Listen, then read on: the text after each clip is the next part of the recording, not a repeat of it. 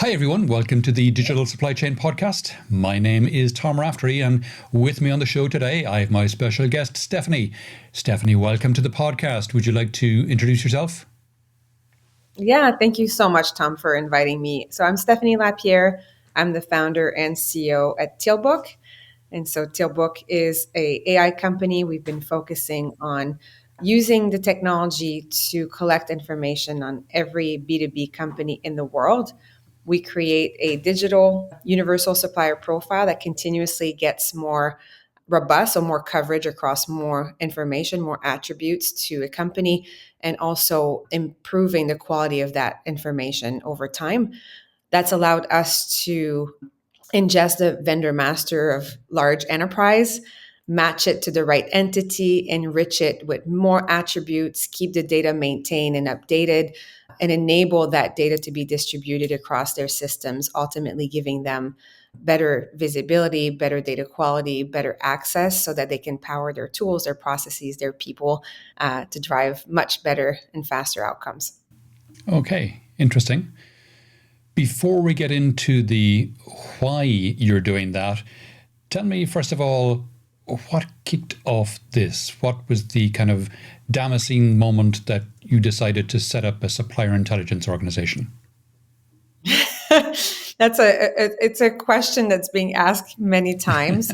Like, why this? And so the inspiration started about 16, 17 years ago. I had started a consulting firm, initially focused on finding innovation for large companies to solve business challenges. So the company was called Matchbook.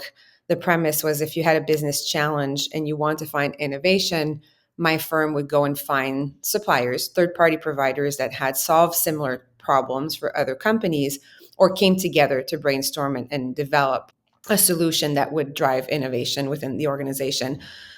And if, in that business, I remember the first month or so of starting Matchbook, I was with a client who said, Steph, you need to meet this amazing company.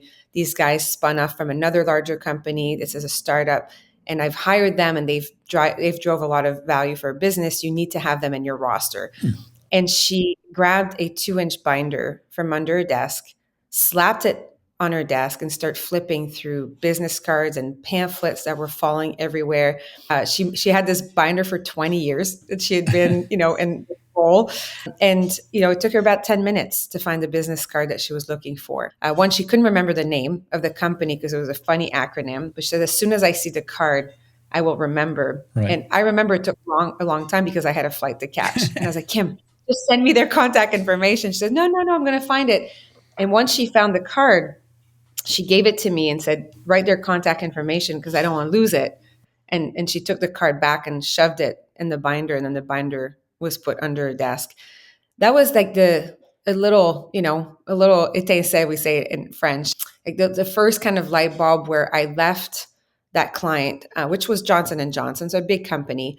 And I was thinking, how on earth does Johnson and Johnson capitalize on the knowledge that Kim had about this amazing company who drove value for a business if it takes her 10 minutes to even remember, to get their contact information? And that's because I was in her office and we're talking about something that sparked for her to think about this company.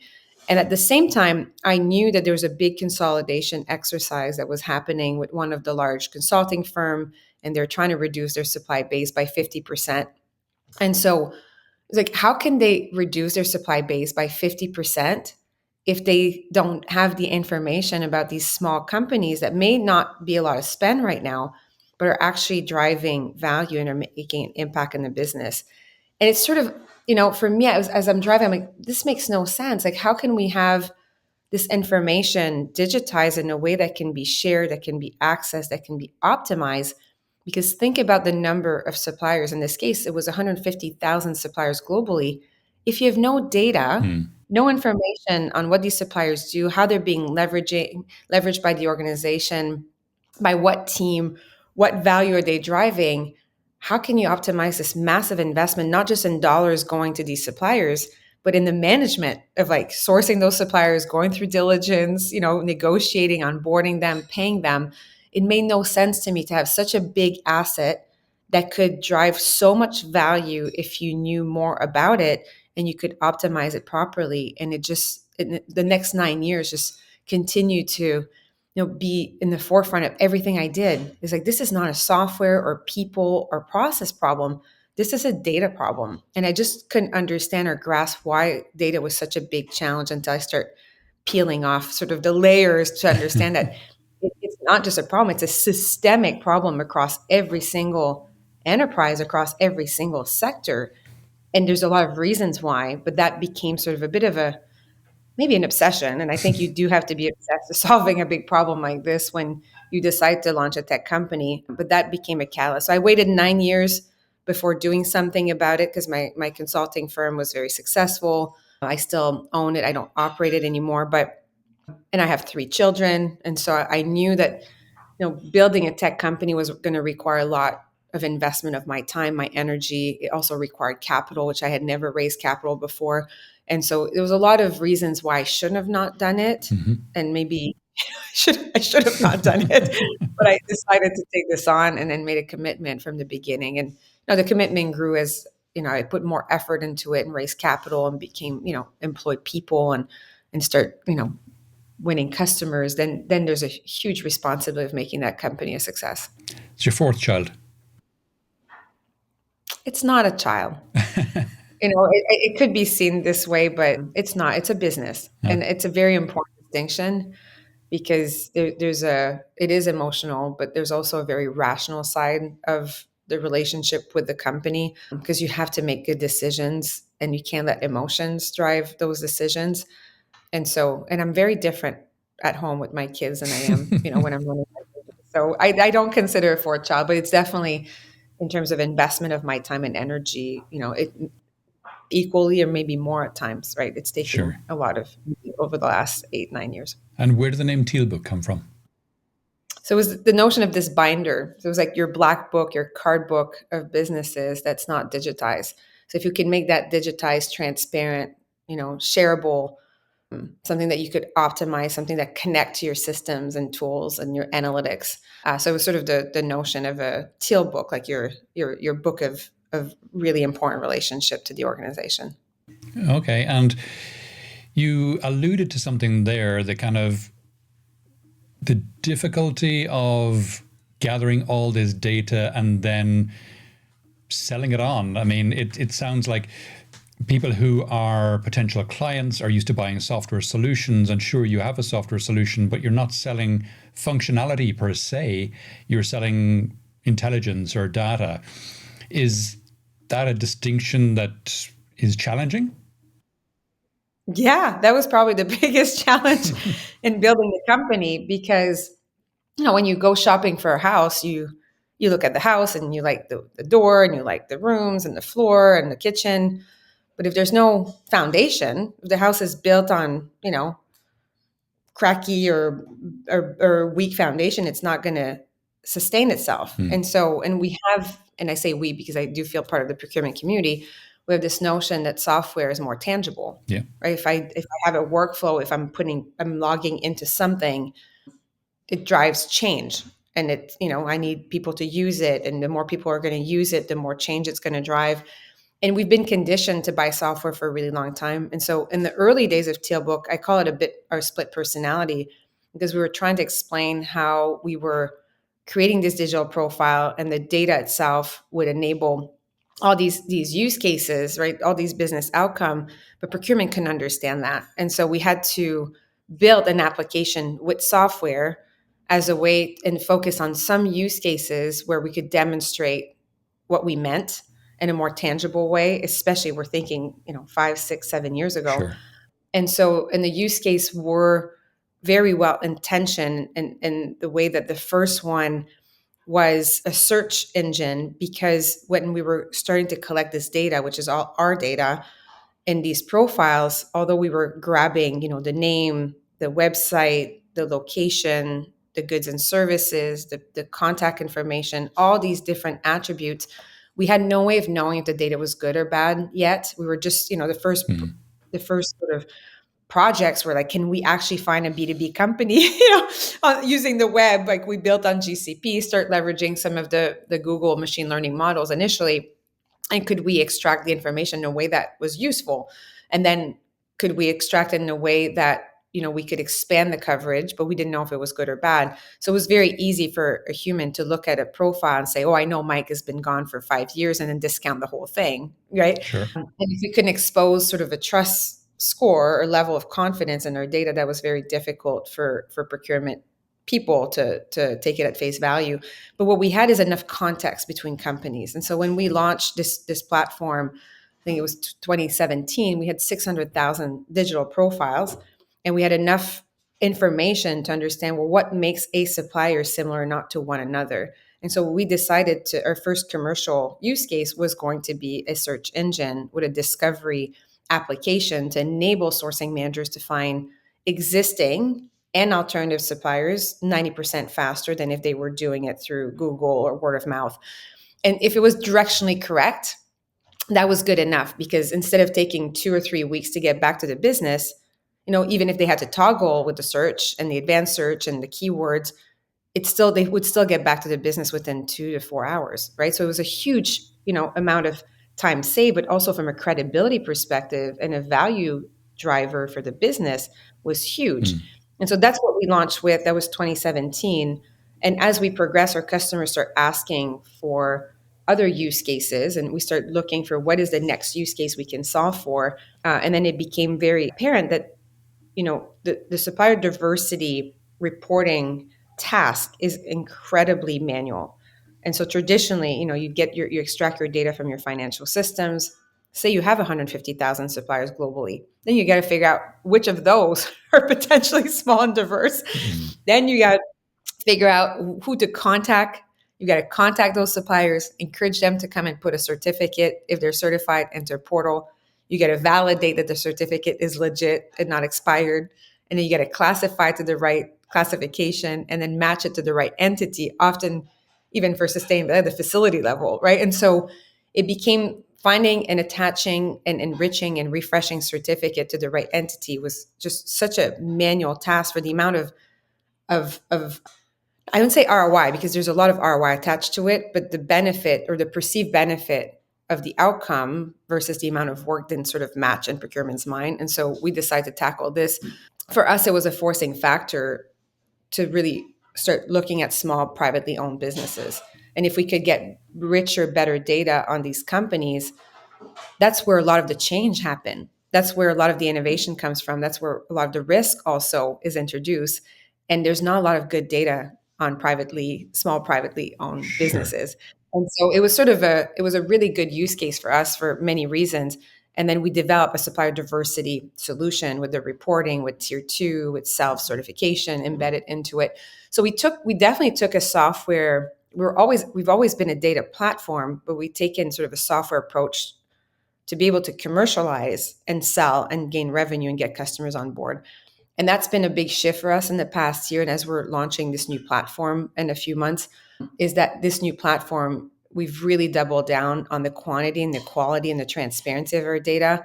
And our customers now who have bought all these different niche solutions are saying to us, I don't want another analytics dashboard. I don't want another application.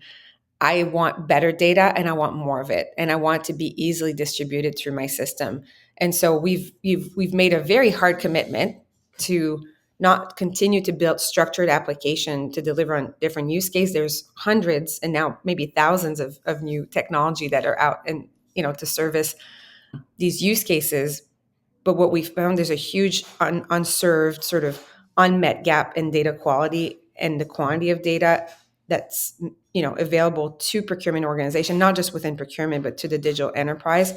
And so that's what we focus on. But that's been, the puzzle of building this company and figuring out how to commercialize and drive enough growth to be able to raise capital to, so that's been the journey that we've been on.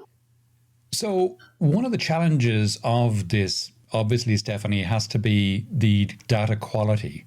How do you ensure that the data that you have is of A, quality, and B, maintained up to date? Because as you mentioned, the use case there of somebody having left the company 6 weeks ago, 2 months ago, yesterday, how do you keep all that up to date? Well, that's, there's so much hype around AI right now as like sort of more consumer facing or employee facing way to leverage AI, right? Mm-hmm. Because it collects a lot of information to give you answers to questions that you have, and it's going to get better and it's going to get more trusted over time. Well, we've been using the technology to solve this data problem, right? How do you collect information and put it into a digital profile knowing that it belongs to that right entity? And then the next stage is like, what attributes are we interested in? And then the next phase is like, well, what attribute is good, right? Or maybe not as good. And so, it's a lot of the magic of the technology that we've built. But for us, one, we have, if you're counting websites, hundreds of millions of data sources. If you discount sort of the big web, it's still thousands of data sources in our library. Mm-hmm.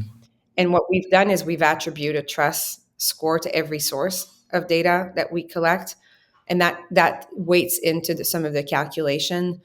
And then we have another sort of way of calculating using AI, the trust score on every single attribute that we pull into Tealbook. And so we've worked with our customers to understand if the way that we were calculating a trust score was acceptable to them. Would they trust our high trust score?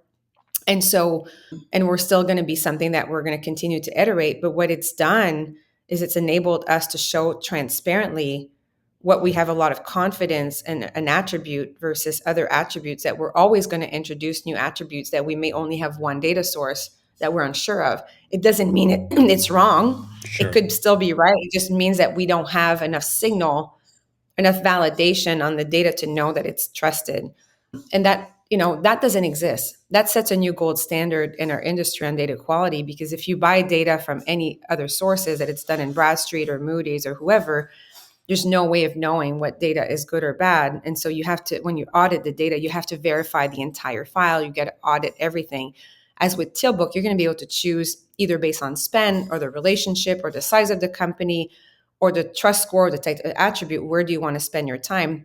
Because what we're not promising is perfect data across every attribute, Mm-hmm. but what we're giving you is a trust score to guide where do you need to focus the effort. In some case, we have clients who won't even accept a high trust score because they're reporting to the SEC and they need 100% accuracy. And so they may still want to do a validation of the data, but once it's validated, there's a feedback loop. It comes back validated, and then it meets their highest threshold to be able to then integrate that data into their general ledger, their master data. But there's a lot of other use cases where they don't need the highest trust score. Like, let's take sourcing. They may need 25 to 45 attributes around the company to enable sourcing and have more information. But as long as it's directionally correct in some, like if there's a capability that's not quite right, Mm-hmm. or the person is gone, or whatever the attribute may not be at the highest trust. If you don't reporting to your regulators and there's still a process after to be able to do diligence, you may accept more of a medium trust score. In some case, our clients want all of our data in their BI tools or their data lake because they're manipulating it differently on their end, but they're having data, and data is better than no data, right? So they prefer be able to ingest it. But the concept of being able to match our data to the right entity in milliseconds, which is unheard of, to be able to attach it to the right USP, the universal supplier profile, fill it with attributes, and give a level of transparency that customers have never had before is a huge differentiator. And so, yes, it's on us to continuously showcase that we're increasing the trust score across more attributes. So that's the forever investment, that we're introducing more and more attributes over time to be able to to cover most of the requirements that are needed across the entire supplier life cycle, and then our customers giving them the control, right, and the governments to choose which data, what tolerance do they have for trust, and where to direct the data based on the use cases. And they have a lot of that flexibility in our platform. That's the software piece, which is a Sure. lot more sort of, how to set sort of your business rules, right, and your how you're going to direct the data into your systems and tools. Okay, and you started off doing kind of contact information and then supplier diversity. What else? What are your customers? What kind of information are they looking for, and where do you see it going? Yeah, it's our most interesting clients in some ways are ones who have tried to embark into a data foundation journey themselves. because they've built the infrastructure, they've implemented the data lake, they've built the connectors to their systems with a preconceived notion that if there's more data coming from their system into their data lake, they'll be able to then hire data scientists and do something with the data. And I think that the misconception is that the data in your system is not good and there's not enough of it to give you the information that you need to have a full view of your suppliers and be able to use those types of signal to validate the quality of the information. And there's not a lot of logic built to make that more automated over time and more efficient. And so you're left with a gap. And the gap will be, well, you need data operations people, you need CDAs, you're going to need the third-party data sources, you're going to need to connect those data sources to your data lake, you're still going to need to export your vendor, right? There's an enormous amount of time spent. And we had a client coming to speak to our team a couple of weeks ago who described, this is a Fortune 100 company, very sophisticated, who has taken now in a 5-year journey to build their own data infrastructure, who have chosen to partner with us because it was so difficult to do. And we're talking about very basic, getting your vendor master, deduplicating it, matching it to the right entity with the right name, the right tax ID number, the right physical location. Like, we're talking very basic. Just that alone, they're spending $1.5 million a year so that they can get a spend reporting that they trust with confidence. And it's still a recurring event that happens every 2 to 3 weeks. Wow. That should happen in real time, right? They should be able to access a spend analytics or spend reporting in their own BI tool that they have confidence to, with the logic that doesn't have to be done over and over and over again. And so we're talking very basic information at first. Obviously, we're with this new platform, we pare down a little bit the number of attributes. So in our legacy platform, we had about 75 to 80 attributes on average across 6 million companies.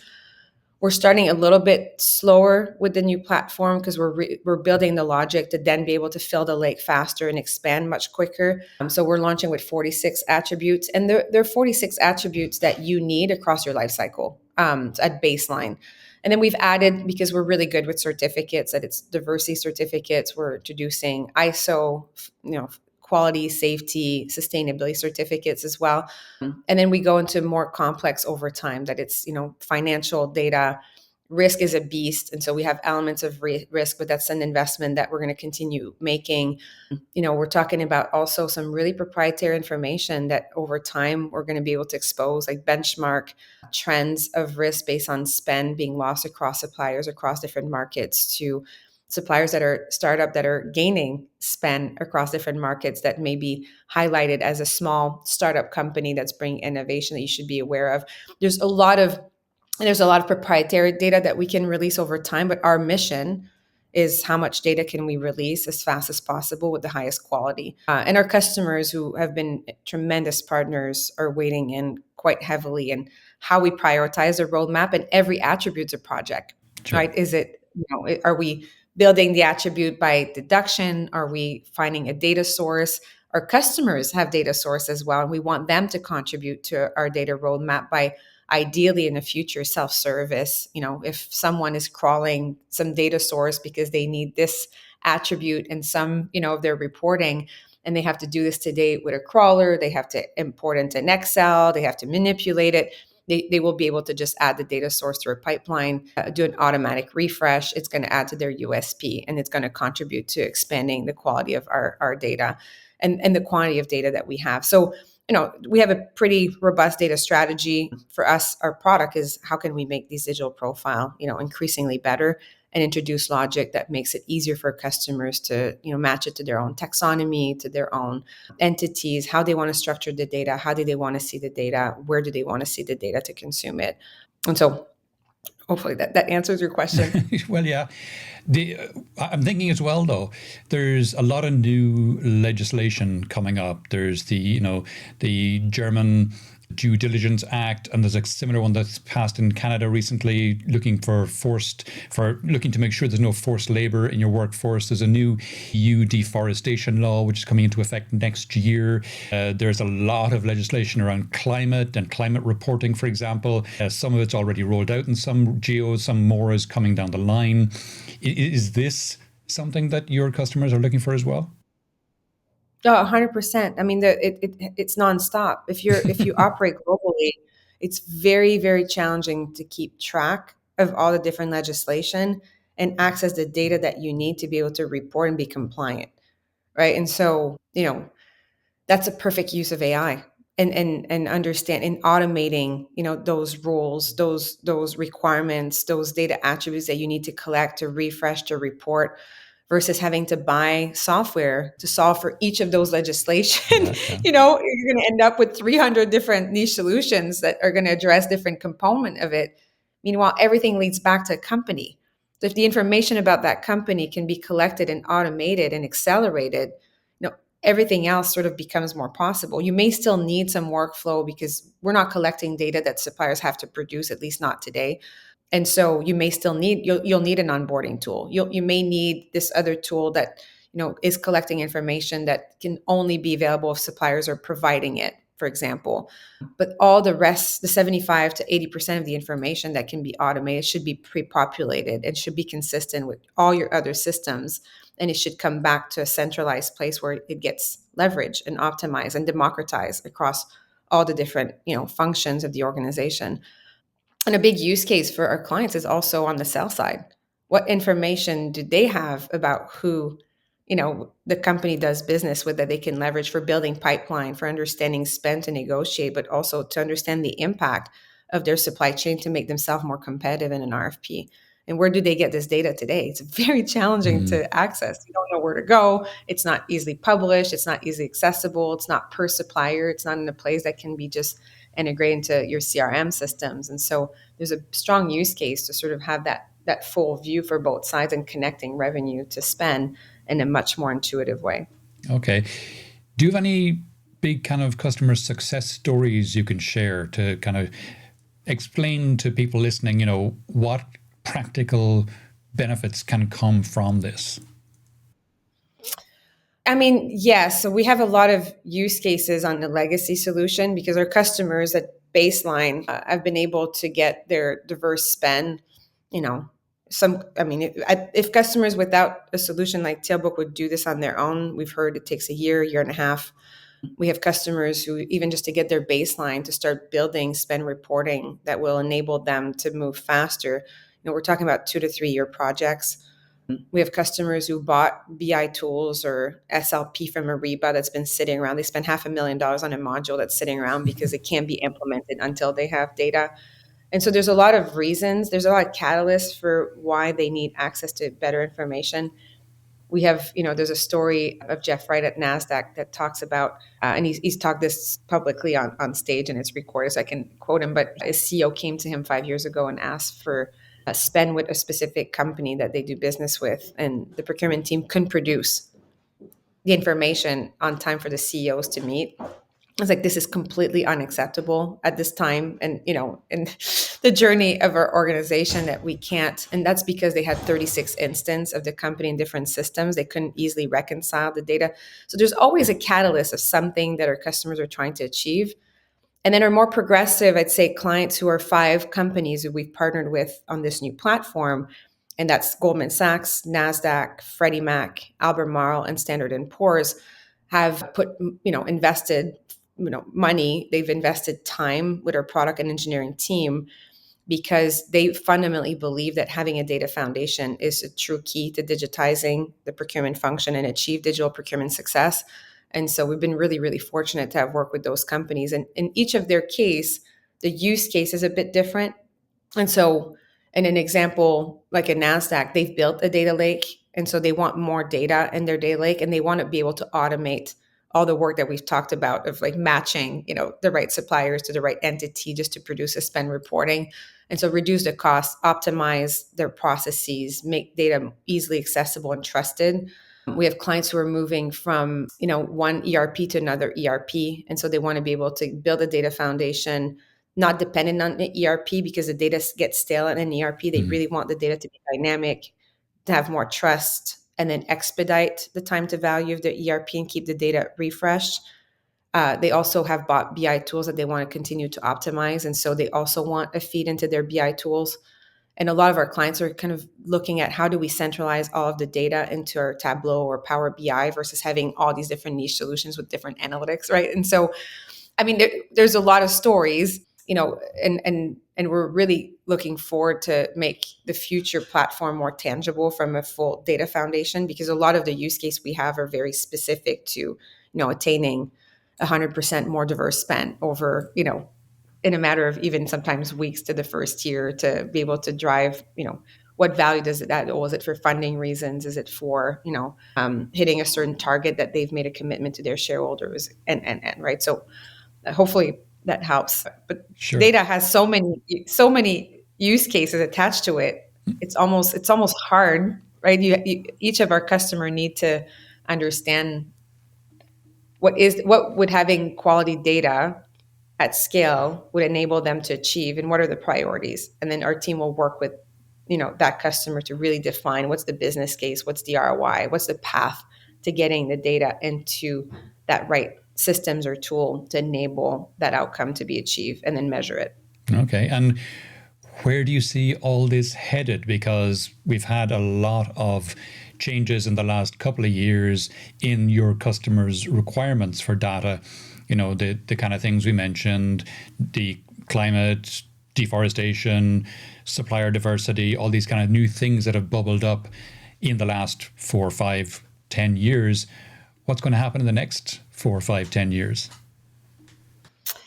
So my view is, one of the biggest awakening was COVID, because suddenly companies who've implemented S2P systems, who had maybe some visibility into their spend, suddenly spend became, it's still important, but it became less important. All the other information about their suppliers, right, to be able to have contingency plan, or be able to diversify their supplier base, to mitigate their risk, to find alternative suppliers, to shift their production or stay in business or keep their employees safe. That data they did not have. It paralyzed a lot of organizations because they couldn't access it. And that was good for us, because that allowed us to grow really fast. Then Black Lives Matter happened, and suddenly everybody cared about supplier diversity, and in industries that were not regulated. Think about tech, about retail. Those are companies that never had to report to their regulators, but suddenly they wanted to make a statement. They want, the shareholders were asking, the board was asking, because they wanted to be able to make a commitment to, having more diverse supply chain, to showcase the diversity of their employees and consumers, et cetera. Then suddenly everyone's putting ESG targets, right? Oh, that's the next thing. Oh, let's buy all these other ESG solutions. Suddenly recession, right? Like there's a whole talk about like now inflation, recession. So now it's cost savings. It's becoming more efficient. Then it has not stopped, and it will not stop. Sure. And if you're solving this with software, you're just going to keep buying an endless amount of tools that you're going to implement to satisfy all these different requirements, versus thinking, if I had good data at baseline, if I had more visibility at scale of the suppliers I do business with and the suppliers that I should know about, and I can have easy access to this through my systems and in the hands of people, they can move faster, right? They can access the information that they need to satisfy their regulators. They can, build a contingency plan and act on it because they have access to the information. They can drive better strategies. They can influence business decisions in a more impactful way. They can do less tactical work, so focusing more on strategies and building plans, right? So that the next disruption happens, they're better equipped. Like, I mean, I'm a big proponent of data. Obviously, I'm pretty biased on it, but that's because I've seen it cripple organization and the power or the opportunities to think data first and make that accessible, so that you're spending less time of the doing and more time of the impact. Sure. Is so tremendous. And because it's not going to slow down, it's now it's the time to start building that foundation, right? Because if you keep doing this through software, it's just going to, it's not scalable. It's not giving you the flexibility. It's not interchangeable. It's not connected. You're just creating more disparate sources of information that different teams are using, and you're doing a ton of duplication of effort versus having more of a centralized function with a centralized data source that enables all these different teams to move faster and more coordinated and more alignment to drive, your business objectives. Cool. We're coming towards the end of the podcast now, Stephany. Is there any question I didn't ask that you wish I did, or Any aspect of this we haven't touched on that you think it's important for people to think about?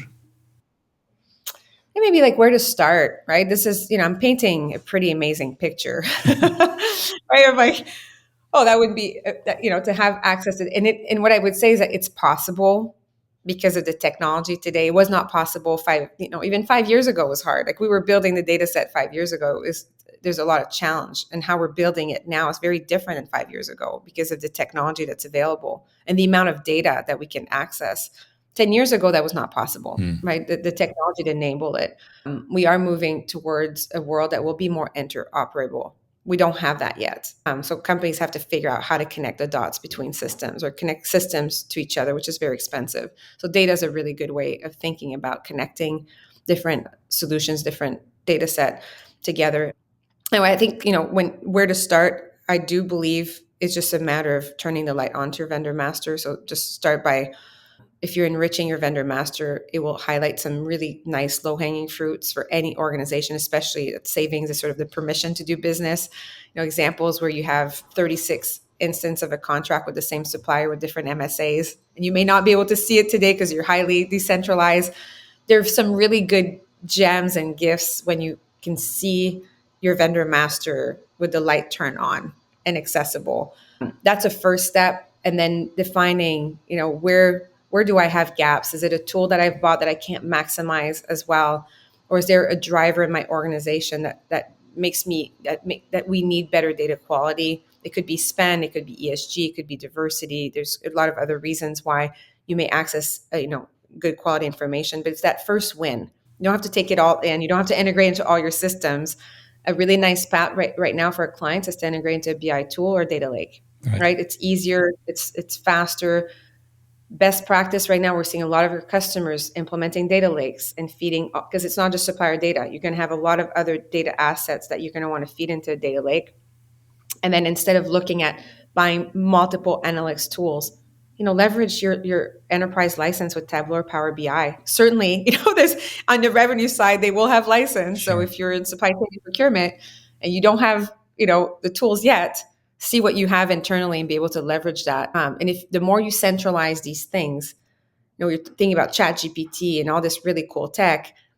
We're seeing a lot of software providers coming up with their own version of ChatGPT right now. Yep. And if you buy ChatGPT from Workday and ServiceNow and this other niche tool as a ChatGPT, you're going to recreate the disparate siloed portal situation because you're going to have people using different algorithms. Yep.